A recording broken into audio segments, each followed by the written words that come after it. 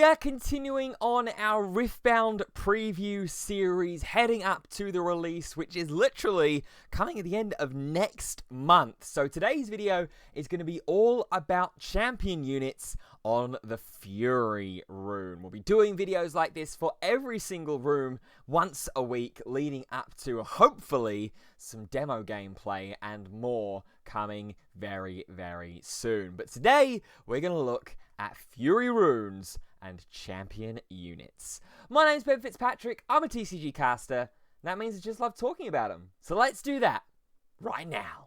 Before we go ahead and jump into today's video, if you do enjoy it, please do go ahead and drop a like rating on it. Subscribe to the channel as well, like I know nearly 90% of people who watch my videos have not done. If you're coming back on the regular and you enjoy the content, you might as well subscribe. It is completely free to do so, and it helps me out with the support a ton as we get on the road to 200 subscribers by the end of this month, September, and hopefully 500 by the end of 2025. Those are the aims, that's the goals. Let's see if we can get there.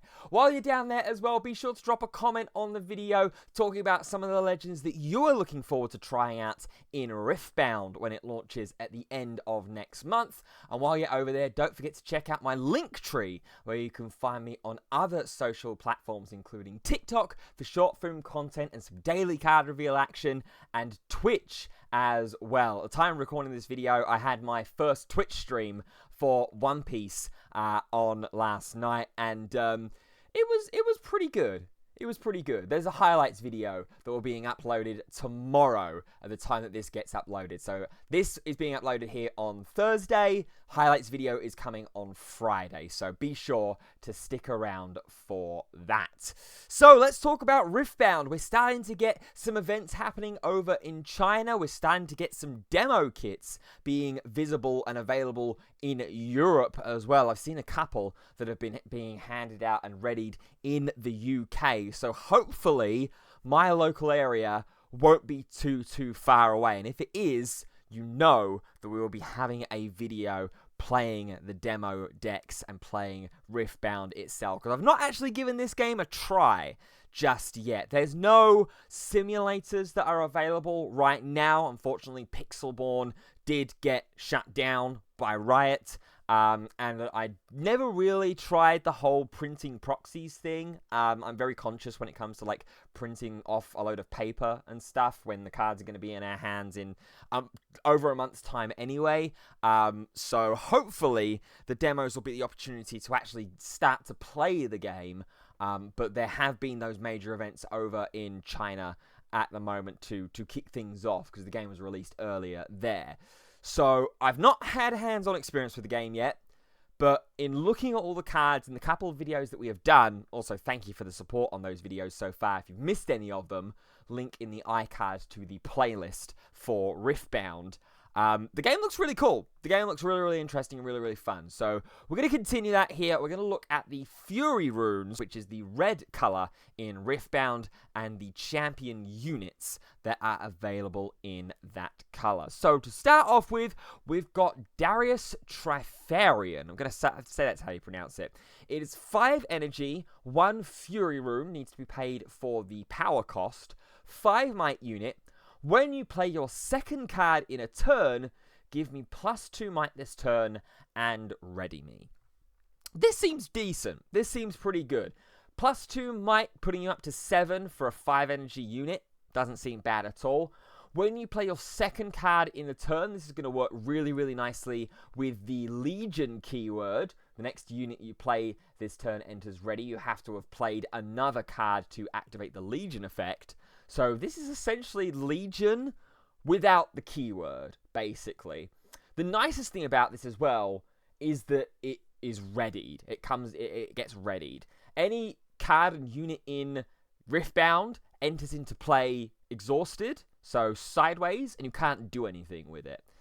This, if you have the energy to do so, you'll be able to play the Trifarian Darius down, play another card down, get the Legion trigger off of that, and then get the Darius effect to ready it, give it 2 extra might, and then go ahead and try and initiate a showdown into a occupied battleground. This looks really, really cool. I like the idea of this, especially in that sort of Legion Matters deck. And this is the overnumbered version of that Trifarian Darius card as well. Overnumbered basically being essentially a fancy word and name for altar or full art cards in Riftbound. So I like the look of Darius to start this video off. We've then got Draven or Draven Showboat.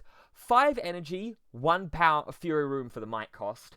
For the power cost, I should say. Only 3 might on it, but that is because your might is increased by your points. So the idea here, I think, with Draven is to get an early lead into some of those early battlefields, conquer them early, get a couple of points, and then if you've got like 2 points on the board, it's a 5 might unit for 5 energy. I'm not 100% sure about this one. I think this is going to take a lot to make this card work, especially when you compare it to Darius at the exact same energy and power costs. You're starting off with 2 more might already, and you've got an effect that you don't really have to work as hard to get online. You're still going to have to put a bit of effort in because you're having to pay 2 cards every single turn for it. But at least that's a natural aspect of the game that you can realistically control. You can't fully control the amount of points that you're going to get purely because of what your opponent is going to be presenting to you on their side of the board. If they've got, one massive unit that's combining with the Master Yi legend that gets the might boost when it's defending alone, plus it's got the tank effect or whatever it's called that combines with Yi. What is it? There's a certain keyword for it. I'm pretty sure. Shield. That's the one. If you've got something with shield on it as well. So if you've got shield and you're playing it in the Yi deck, which is giving it +2 might while it defends alone anyway, you're going to be in a little bit of an awkward situation, a weird situation there. So I think I prefer Darius over Draven. This feels a little weak, in my opinion. I could be completely wrong, and that's the beautiful thing about the early days of Riftbound, the early days of a trading card game, is that these cards at face value, some of the community may go, that doesn't look amazing, looks a little bit on the weaker side, but then someone comes along and builds a deck for it and just absolutely breaks the thing, and all of a sudden this card becomes a 15-20 pound card. So we'll have to wait and see, but at face value, for me, I'm not a fan of this card. Even if you're just playing it as a 5 energy, 5 might unit, just play Darius, in my opinion. Just go ahead and play Darius. Next up, we've got Jinx, Demolitionist. We talked about Jinx units in the Proving Grounds video and a couple of other videos. Here, we've got Jinx, Demolitionist. This is a 3 energy, 4 might unit with 1 Fury Rune as the power cost. Has the Accelerate ability. You may pay 1 energy and a Fury, or 1 Fury energy, as an additional cost to have it enter ready. It's got Assault 2, so it's a 6 might unit when it's attacking, and when you play me, discard 2. This seems decent. This seems decent, particularly in Jinx herself, that cares a lot about discarding cards. It's purple and red, and cares a lot about discarding, and if you have a certain amount of cards in hand, I think it is from memory, you draw 1 at the beginning phase, which is before your draw step. So for those that are familiar to the One Piece card game, you're quite limited in hand resources at the start of your turn, but you're still getting a blue-purple Luffy-like effect at the start of your turn, because it becomes Awakening, beginning phase, channel phase, draw phase, when at the start of turn procedure, basically. So this isn't bad by any stretch of the imagination. The Accelerate seems nice. I like the look of the Accelerate keyword early on. I think it's a really, really nice thing, especially when you're having all of your units enter in exhausted. immediately being able to use those units with the accelerate cost or any other text that says I enter ready just seems like it's really, really great value for me early on.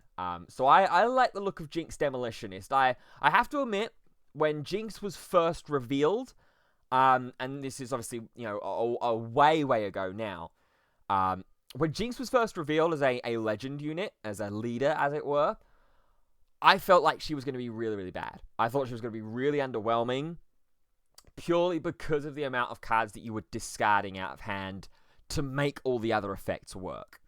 But it's been a case of, just like I was saying earlier with the Draven, it's been a case of wait and see what the rest of the set looks like.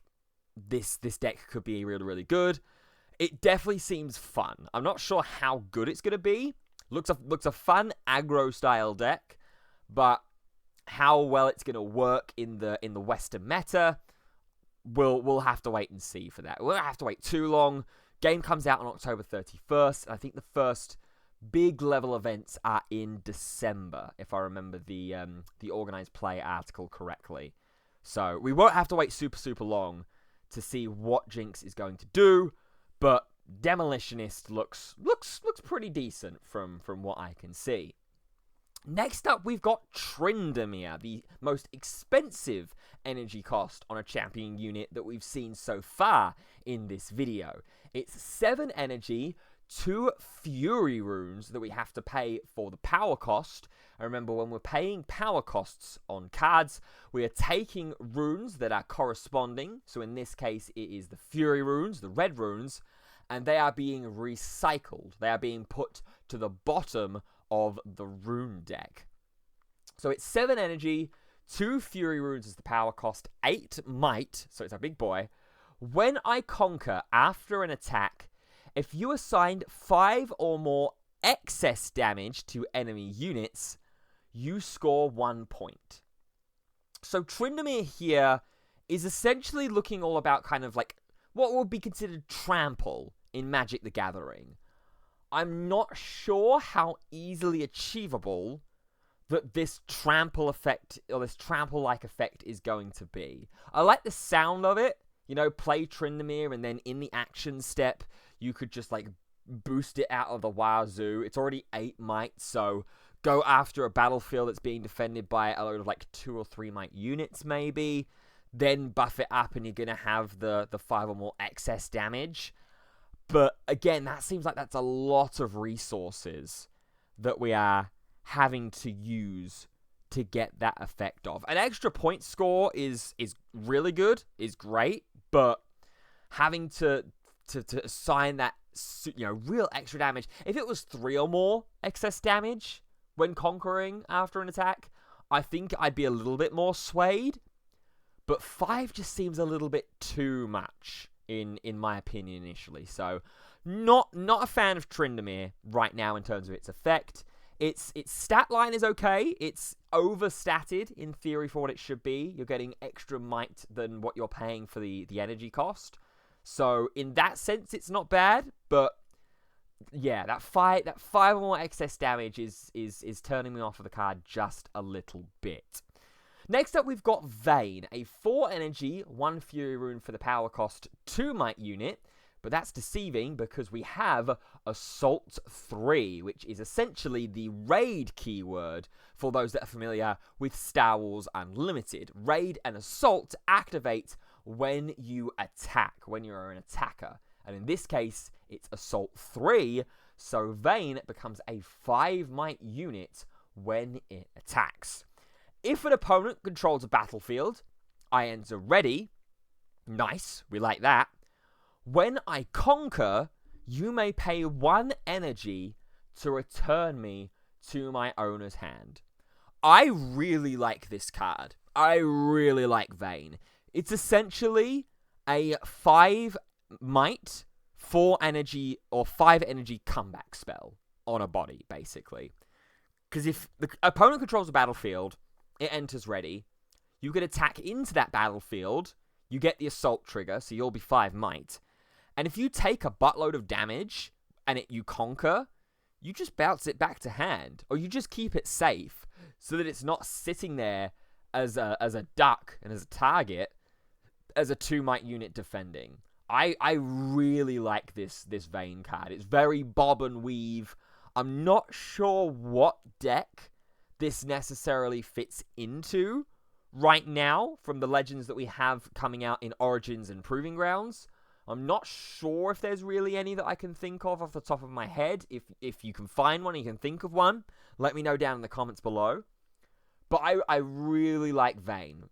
Like I say, essentially a 5 energy, 5 might attacker, because you're always realistically probably paying the 1. This could be good in Annie, actually, thinking out loud. This might not be terrible in Annie.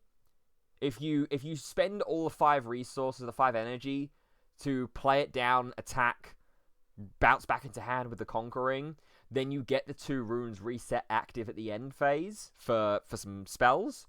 That could be fun. That could be cool. But overall, I think this is just generally really good. I wouldn't be surprised if I see this in a lot of different decks that are running Fury Runes. Next up, we've got Vi. 2 energy, 3 might, 1 Fury Rune as the power cost. It has the ganking effect. I can move from battlefield to battlefield. And it has the recycle 1 from trash. So take 1 card from trash, put it to the bottom of the main deck. Give me 1 might this turn.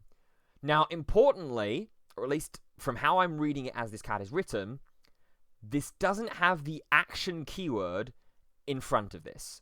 So you can only give the +1 might during this turn, during your turn. You can't do it on your opponent's turn and then have it be a 4 might defender. You can't do that, it seems, at the very least. I will happily stand to be corrected, and undoubtedly there'll be some kind of like FAQs or rules clarification that will be released closer to the release of set 1. But that's what this is reading to me.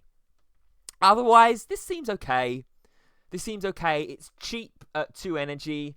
Yes, 1 Fury Rune has to be recycled. There's a little bit of a drawback, but even if this is played like in the later game as just an extra unit to go in, try and conquer that last battlefield that you need to win the game, or be that sort of that split attack to go ahead and try and win the game, because you've got to take each battlefield for that last point if you don't control any already.